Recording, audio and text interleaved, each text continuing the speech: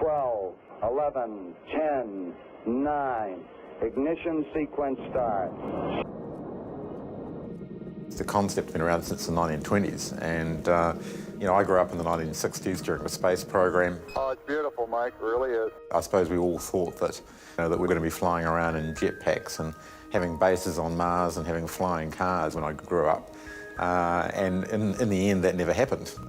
By about 1981, I was at university, and one night over a few beers, we were having a conversation, whatever happened to the jetpack. So I went off to the science library and started researching it and going, why don't we have a jetpack? I've always wanted one. I just did it really, I suppose, as a recreation, as an intellectual exercise, and I've always said to myself, I'll stop when I can prove that it's not going to work. But in fact, the opposite has happened. The more we've got into it, the more we've proven it can work. We did all the usual things. We mortgaged the house twice, lying to the bank that we were getting house extensions, which never actually eventuated, but it was all being spent on the jetpack. I've been threatening to sell my children for medical experiments many a time. Several times, particularly when it was just, me in the garage, we got to the point we had no money for it, so we literally locked the door on the garage and walked away for 6 months until my wife and I managed to save up a bit more money. Eventually, by '98, had the wherewithal to take the big leap and give up the day job and work on it full time. I've always had a vision of an IPO, even from the early days. To me, this is the last big hurdle to actually successfully commercialise the jetpack. We know what we need to do technically, we know what we need to do marketing-wise, we know what we need to do corporate-wise, we know everything we need to do, we just need the funds to do it. And this is really the start of the process of getting the funds to be able to do the job and create a global company. So I joined Martin Jetpack in April 2013. So part of my role was to actually raise money along with Glenn Martin, the founder. And there was a little bit of tiredness around investors over in New Zealand. So I looked a little bit further afield than that, and Axtra was brought to my attention, and that's where I first met Ruben.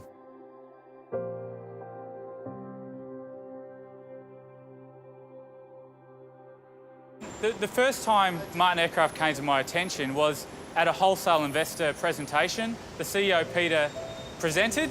I saw the jetpack, and within a couple of minutes I thought, this is going to be huge. And I thought, I want to be the corporate advisor that takes this company to the market. Well, we've been approached over the years, a number of times by people who knock on your door and say, look, we'll raise money for you. Can you please just pay us a retainer of $40,000 a month? And we promise we'll bring some money in, but we might not. One of the first things that Ruben and Axtra had to do was to convince me that actually they were different to somebody else. And they did that very, very quickly. They did it with an approach that actually showed how they were going to get those investors, how they were going to interest those investors, and how we're going to close and get those investors to take part in the equity raising. So once I understood Martin Aircraft, which took about a month, I was able to develop a strategy for them that was going to allow them to get the $5 million pre-IPO that they needed, and then put a plan in place to get $25 million at the IPO.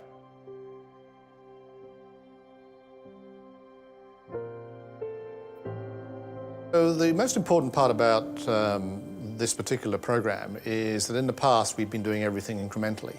To do so meant we probably would have been another 3 to 4 years before we got to a commercial product, because we simply didn't have the funding to run parallel paths of continuing the design and finalising the design.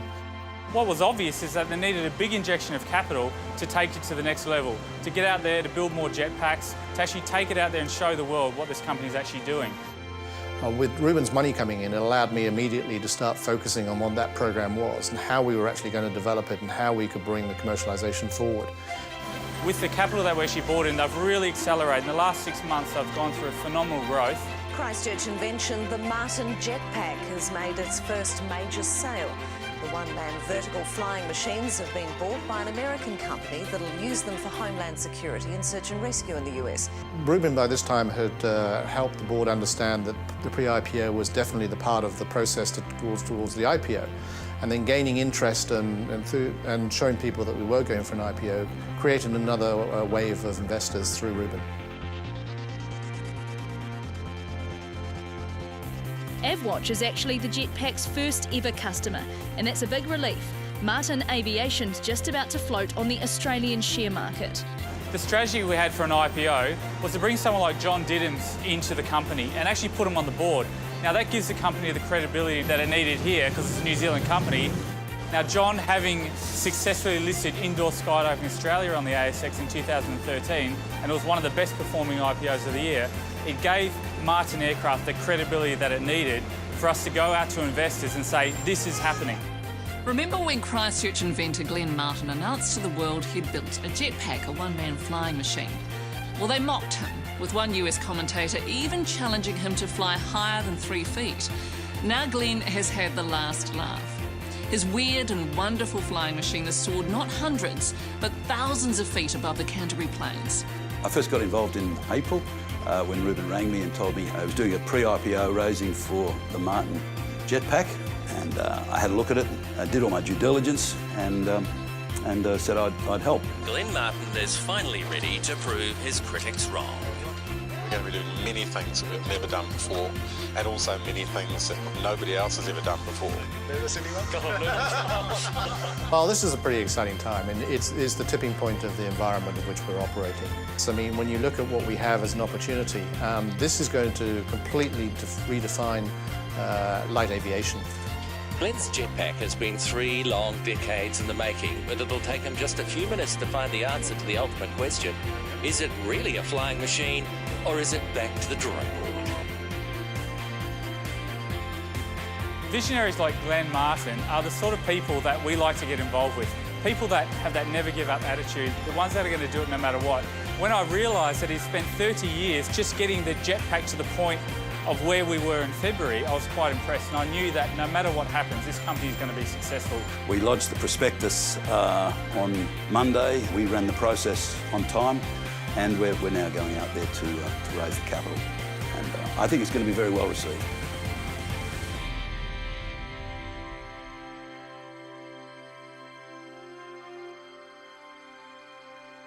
I've got to say, we have a lot of companies that list obviously on the ASX, but there's very, very few companies that when you actually explain what the company does, the face lights up, creates the excitement about the possibility of the future. We have just over a minute until Martin Aircraft lists on the ASX. We can see that the highest buyer at the moment is at 80 cents and the highest seller is at 49 cents. 3, 2, 1.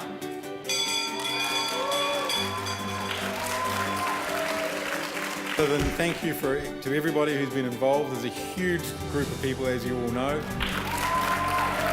And now's the time to look forward. The company is all about bringing disruptive aviation technology in the form of the Martin Jetpack to the commercial market.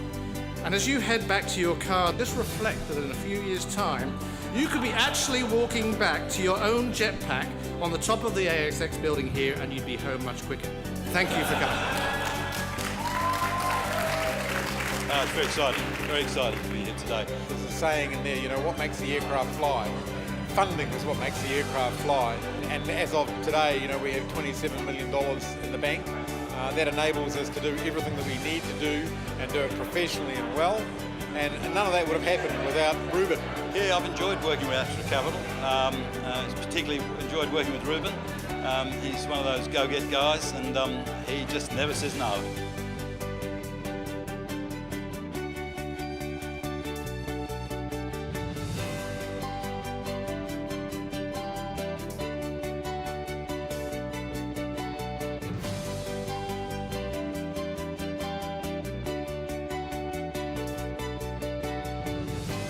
Extra stood up. They were always there for us. And if we hadn't had Extra behind us, there's absolutely no way we'd be here today.